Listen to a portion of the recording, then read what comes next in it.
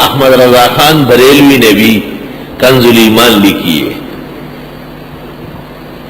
اور ان کے شاگرد خاص نعیم الدین مراد آبادی نے اس پر حاشیہ لکھا ہے خزائن العرفان کے نام سے۔ اصل میں خان صاحب بریلوی نے بریلویوں کو ایک نیا دین دینا چاہا تھا۔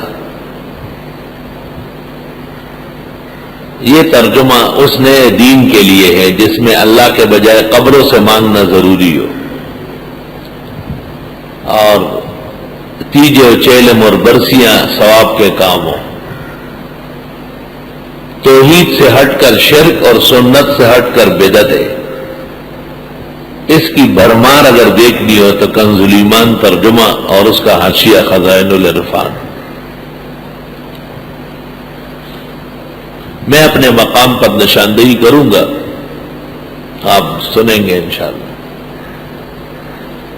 جب ہم کہیں گے کہ تفسیر بالرائے تو اس کے لیے تفہیم القرآن کافی ہے، اور جب ہم کہیں گے تفسیر اہل الباطل ملعان من شؤون الفساد تو اس کے لیے خان صاحب بریلوی کا ترجمہ کنز الایمان اور اس پر اس کے شاگرد خاص نعیم الدین مراد آبادی کے حواشی خزائن العرفان کافی ہو۔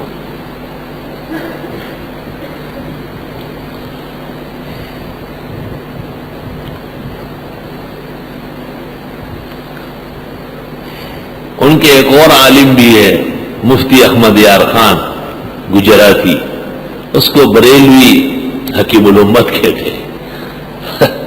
حکیم الامت اتنا قابل ہے کہ وہ مقیاس حنفیت میں لکھتے ہیں، ابن حجر مکی نے فتح الباری میں لکھا ہے عسقلانی اور مکی کے درمیان 200 سال کی مسافت ہے، اور مکی حیثمی مشکات کا شارح ہے اور عسقلانی بخاری کا شارح ہے، لیکن حکیم الامت بریلی والا یہ دونوں کو ایک کر سکتا ہے۔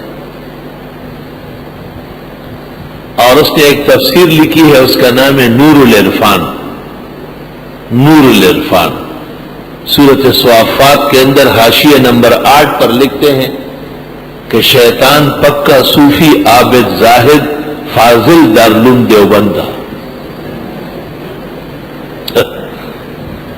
چلو دیوبند سے تو ان کو بیر ہے، لیکن یہ صوفی عابد زاہد ان کو رسوا کرنے کی کیا ضرورت تھی؟ یہاں کراچی میں ایک ڈی ایم ایل اے تھا، مجھے کہا آپ بہت بدگوئی کرتے، میں نے کہا بریلویوں سے کم۔ البادی و ازلم ظالم وہ ہے جو ہمارے بزرگوں کے خلاف باتیں کرتے، میں تو جواب دیتا ہوں۔ کہا انہوں نے کب کہا؟ میں نے یہ پیش کی۔ یقین کرو پکا بدعتی تھا وہ افضل خان، پوری گردن پسینوں سے بھر گئی۔ یہ جگہ میں نے دکھائی، میں نے کہا دیکھو یہ لکھا ہے کہ ابلیس نے کہا انا خیر من ہو، یعنی میں پکا صوفی عابد زاہد بلکہ فاضل دارالعلوم دیوبند۔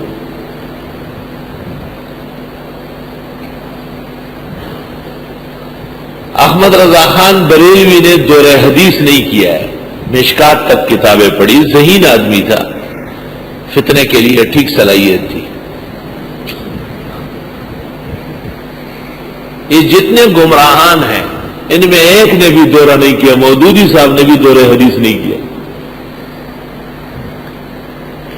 اور سر سید نے بھی متفرق کتابیں تو پڑھی، باقاعدہ دورہ نہیں کیا۔ خان صاحب بریلوی نے بھی دور حدیث نہیں کیا، مرزا غلام احمد قادیانی نے بھی دور حدیث نہیں کیا، خواجہ ڈاکٹر کمال نے بھی دور حدیث نہیں کیا، اور مولوی محمد علی لاہوری مرزائی اس نے بھی دور حدیث نہیں کیا۔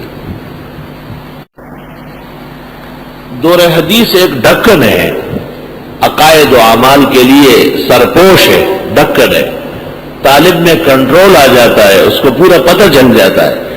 اللہ کے فضل سے سال بھر استادوں سے حدیثیں اور ان کی تحقیقات سن کر کے حق و باطل کے بارے میں مطمئن ہو جاتا ہے۔ یاد رکھیں آسان کام نہیں، خاص اللہ کا فضل ہے جو دورہ کر چکے ہیں۔ انشاءاللہ ہمیں امید ہے جب تک یہ اپنے اساتذہ اور بزرگوں پر اعتماد کریں گے جادہ حق سے نہیں ہٹیں گے۔